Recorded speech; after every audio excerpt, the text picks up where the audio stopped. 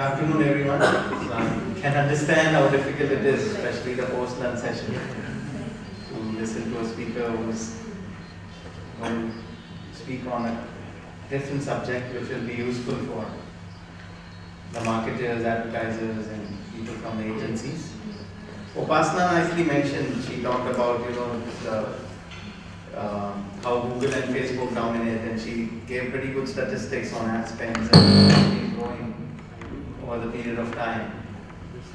I'm not sure how many of you know, I actually, agree with her what she said. Like, there's a website called churchofgoogle.org. How many of you know about it? So only one person in this room knows about this site. So Google has reached to a level where actually, people have believed that Google is the closest thing to God. Because Google is everywhere, Google knows everything, God is everywhere, God knows everything. This is the belief they have. And the button on this site is not search, it's pray.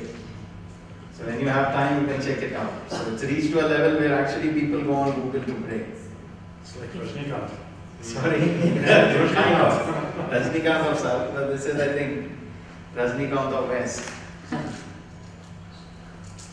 How many of you in this room know about Asma Mahfouz? Does anyone know about Asma Mahfouz? No. How many of you know about Egypt? What happened in Egypt? Right? So this was the lady Asma Mahfouz. She posted on Facebook that on so and so date she's going to go to the Tahrir Square and she's going to protest against the rule of Mubarak because that wasn't in the favor of the country. And look what happened. One message on Facebook, she was able to gather thousands of people who supported her in that protest. And within 20 days, we see Mubarak's rule was over. So this is the power of social media. 20 days, the 30-year rule of Mubarak, president, he was ruling for 30 years. And just within a matter of few days, he was gone. How many of you know about Greg Smith in this room? Does anyone know about Greg Smith? Poor on GK. Sorry? Generally poor on GK. Oh, please tell us. I'm not sorry about that. I'm not trying to do any test. I'm just trying. So he was the employee who exited Goldman Sachs. I'm sure you must have read about him. Actually, I was Googling it here. So, when he quit Goldman Sachs, he left Goldman with a note saying that, customers are being treated like Muppets and the whole culture in the organization is to rip off the clients. And within 24 hours, Goldman lost market share worth, I think, close to $2.5 billion. That was a loss. This was apart from reputation loss and the other losses which the company must have faced. But this was a direct loss within 24 hours, $2.5 billion. This is again the power of social media and media. In India, ET picked up. It came in ET. ET carried the story for I think a couple of weeks. We had a few days later. When this thing happened, when Greg Smith's note was coming in the papers, there was a write-up by Mr. Ajay Piramal. In that write-up, he mentions that he's got an in-house amenity, and here is a man who's actually got, I believe, 10,000 plus crores with the sale of Piramal selling some of its units to Abbott. So that money he's going to invest somewhere, he's going to buy out companies and so on. So somebody asked him, a reporter asked him, why do you have an in-house amenity? So he said, I've been having a hard time working with the private equity people because they are not on the side of the customer. They are on the side of making a deal. And that's the reason I have an in-house team which is looking after this. So recently we had an incident in Delhi. A woman was raped. It has a huge impact. We see the news, every newspaper is actually carrying, what measures, companies are taking, what is industry doing. Today's paper was like India incorporated beef subsecurity for women. And they're taking various measures, 24/7 helplines, they're having, cabs which are with GPS and many other things. They're having checks on, who's actually driving the cabs. But do you think the problem is going to be solved? No. How many of you think the problem will be solved with these steps? Won't be. It won't be, right? Why do you think it won't be solved? So this is not going to change the mindset of the person who's carrying out the deed. Yeah, so that's a fact. So then we are actually, the problem is not going to be solved because what we are trying to solve is not the root cause of a problem. The root cause of problem lies in the culture. Correct. It lies in the culture of the organization or culture of the society. And when something like this can happen, that means we are lacking culture. So this is only possible in a society of animals. Yes. That's true. So even like social media, the digital media, the new media, we have tons of opportunities. But if we lack culture, then we are going to be in difficulty. There's going to be a problem. And we have seen, we were just discussing, right? United Airlines, I mean, they didn't apologize, the guitar guy, and there were about 8,000 people who started, supporting him, and then finally they had to come on their knees and, solve the case. And he had, sorry, I didn't get it. Manu. Sorry? Manu. So Manu had a problem with his vehicle and he posted on Facebook. Within 24 hours it was solved. So we have a lot of challenges. The thing is, so again it boils down to the culture. So in this case, he had to post it on Facebook to solve his problem. So company was reactive, it wasn't proactive.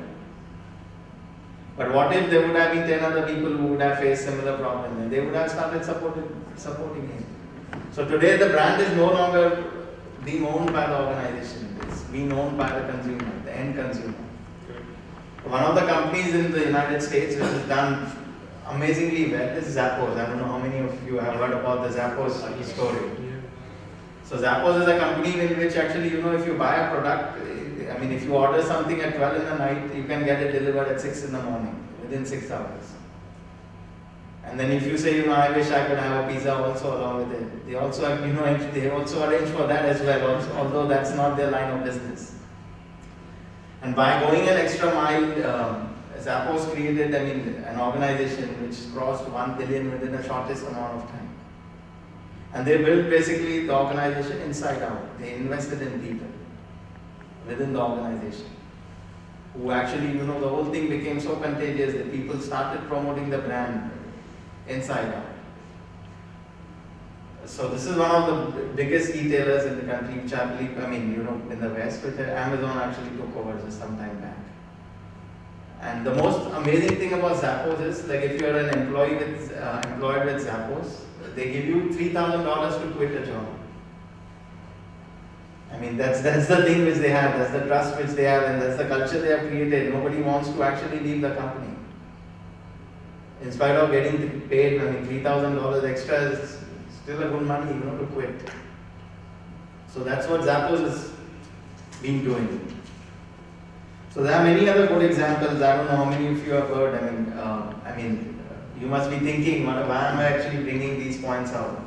So social media is like a razor's edge. There are opportunities as well as there are challenges. So Upasana had mentioned that she has clients who are reluctant to go for a website or to go for a Facebook page, and she had a hard time sometimes convincing them because they feel that something could go against them. Yes. Somehow I feel that in this social media space, and Upasana and Sid were very enlightening in the way they detailed it out.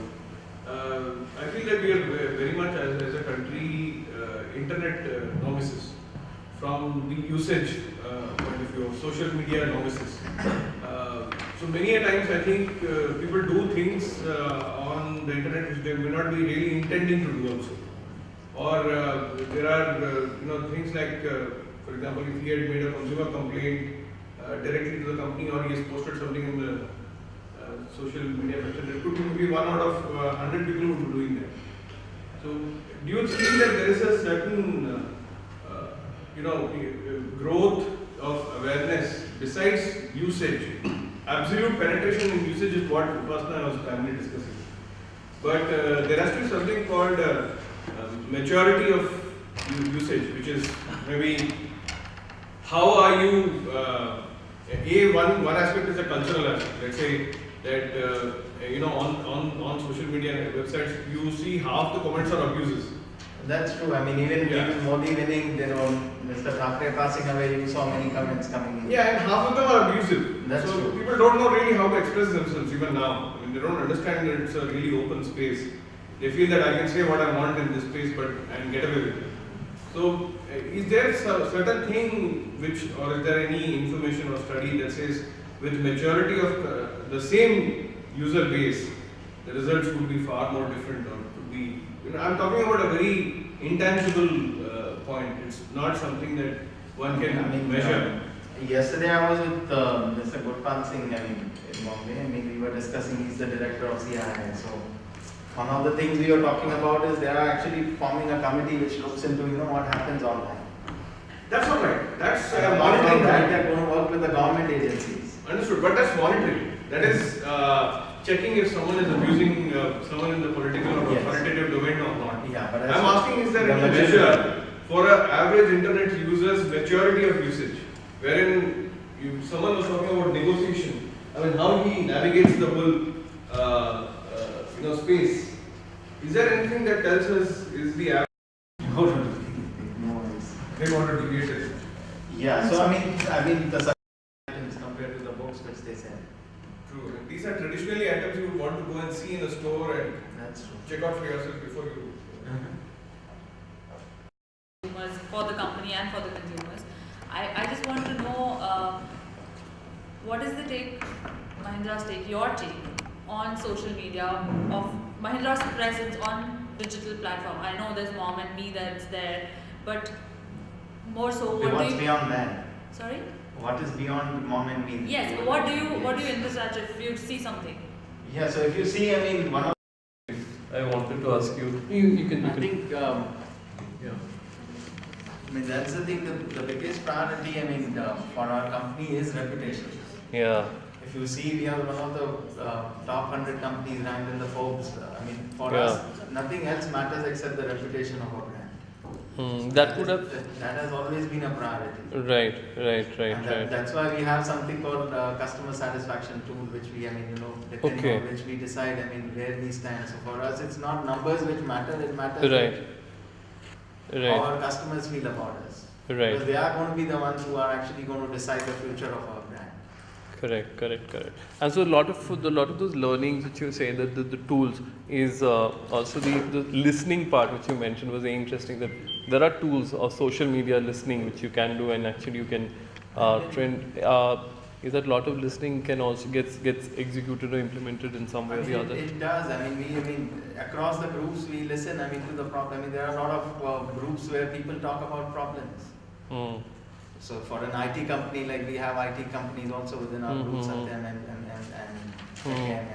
various other Bristlecon and others. So we have to listen to what are the challenges being discussed in the CIO or CTO.